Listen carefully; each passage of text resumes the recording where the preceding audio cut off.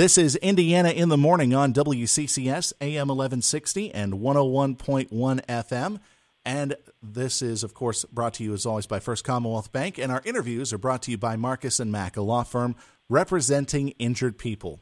One of the popular resolutions is that people are going to try to get healthier in some form, and that may include reducing the amount of alcoholic beverage intake that they have. In fact, there is a social media trend that goes around. It's called Dry January, where people will go without alcohol for the month of January in an effort to kind of break a cycle of drinking. So joining us right now is a healthy living expert, Dr. Stephen Newhart, to talk about how we can be successful if we're going to try having a dry January. Dr. Newhart, thank you very much for joining us.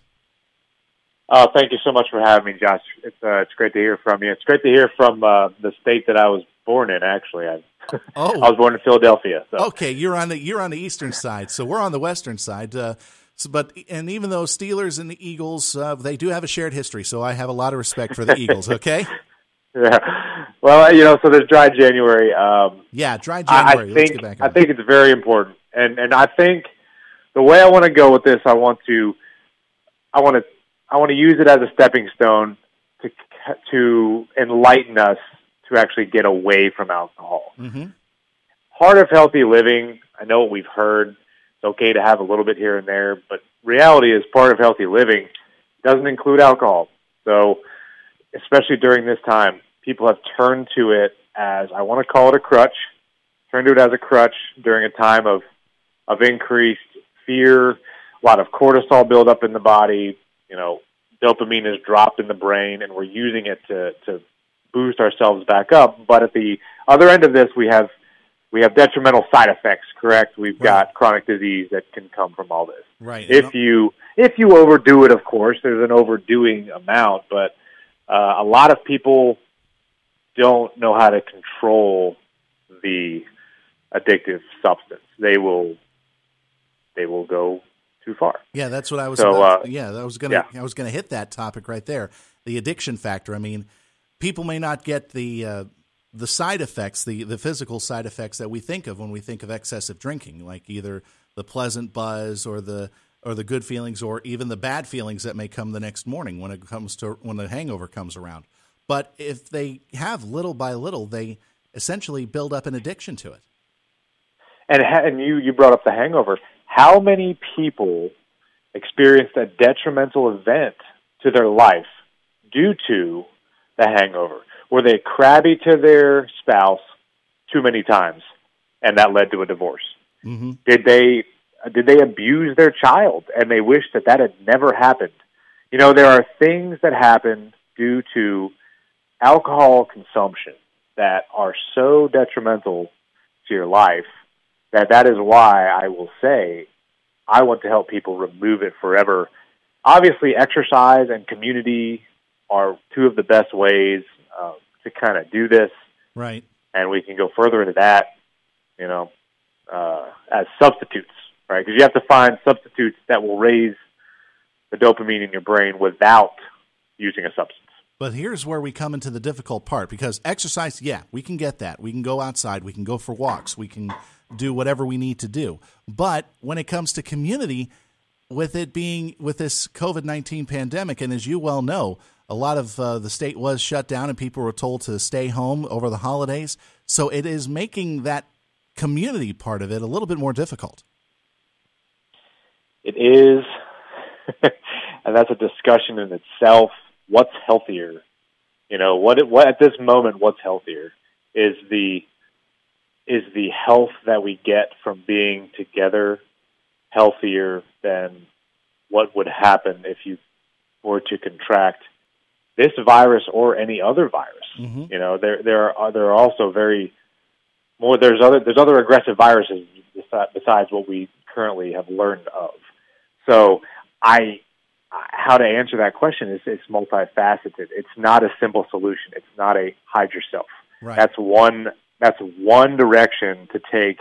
One direction is not a scientific way of thought at all. It's a blanket statement, and nothing applies there to everyone. So the community thing, get together with people that you can. If there's fear of contracting and spreading and blah blah blah blah blah, well, do the things that we've talked about.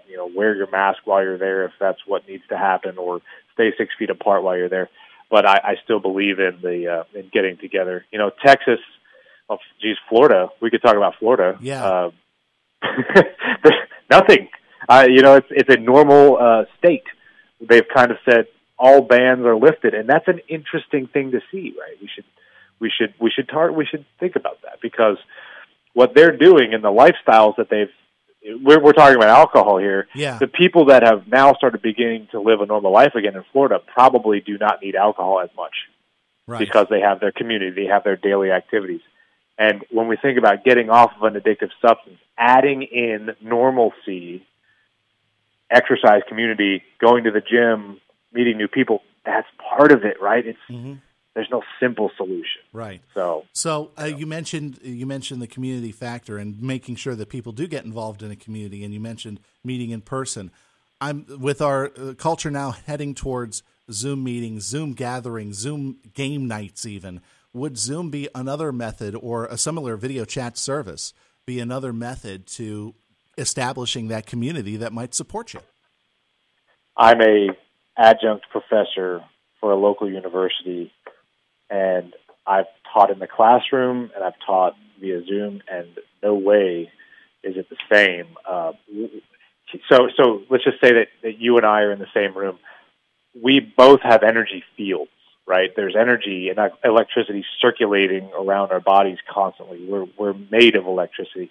And when we're together, we share that electricity, and our bodies get a euphoric sense of having two energy sources together versus two energy sources being apart and isolated. So the only reason why I would say 100% no, it's not a substitute, is because of that. When you're over a computer and you're still isolated, you're not sharing any electricity between the two of you, which is why we recommend community, right, in a scientific sense.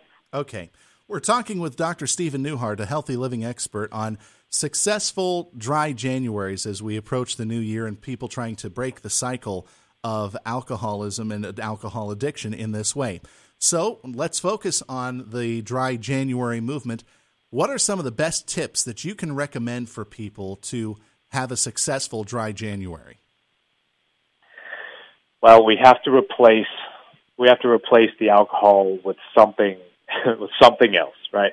As we already discussed, the reason why we like it is because it raises our dopamine levels and gives us happy feelings in our brain.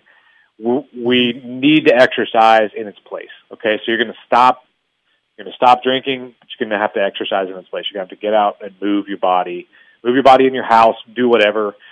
We actually distribute whole body vibration platforms, which is a great way to exercise in your house. And so we're here and ready, and we've got live training and everything available to help people if they're not going to go out. Right. And we just discussed community. Do your best. Do your best to be with someone. Being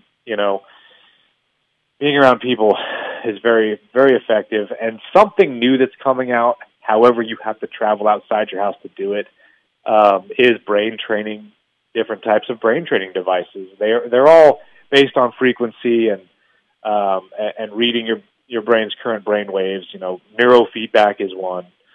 There's TMS treatments that you can get in your doctor's office that are more natural than medication and pills. So it's just kind of getting your mind back in the right state and finding a healthy substitute. All right, so finding that substitute, whether it be as simple as going out for a walk every day to just using some of the techniques that you mentioned, that's the key right there.